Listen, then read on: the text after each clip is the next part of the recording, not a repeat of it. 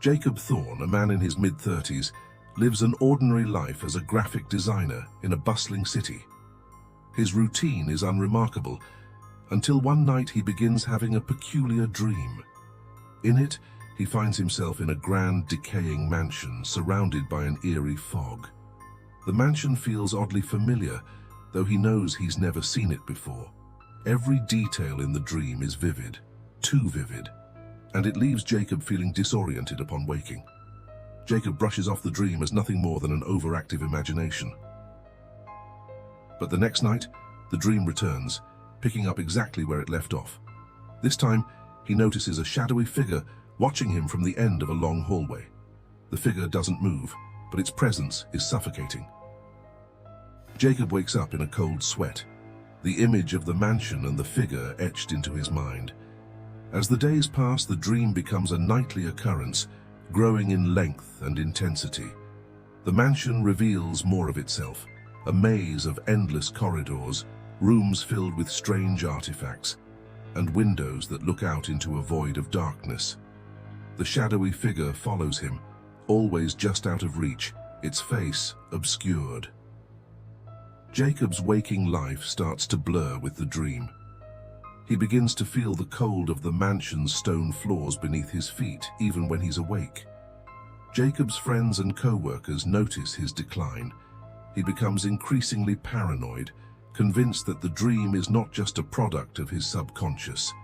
He starts to see glimpses of the mansion in the real world, a flicker in the corner of his eye, the sound of creaking floorboards when no one is there.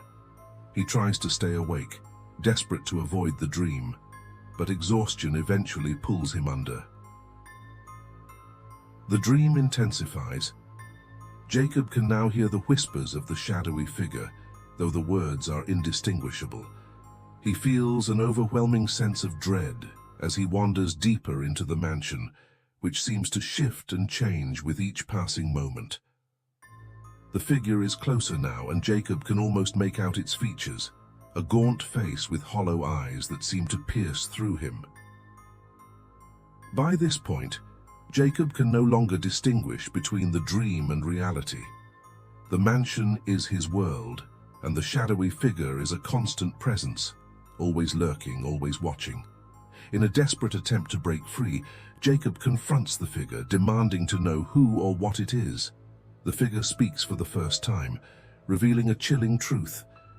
"You are the dream, Jacob. This is where you've always been. Your world was the illusion." Jacob wakes up, or so he thinks. He's back in his apartment, but something is off. The colors are muted, the sounds distant. He realizes with a sinking horror that he never truly woke up. The dream has overtaken his reality, and he is now trapped in the mansion forever. The shadowy figure is gone, but Jacob knows it's still watching, waiting for him to fully accept his new reality. As the days pass, Jacob's memories of his old life fade, replaced by the cold, unending corridors of the mansion. In the final scene, Jacob walks down a hallway in the mansion, his footsteps echoing in the silence. He stops at a window and looks out into the void, a sense of resignation washing over him. The dream has become his life, and there is no escape.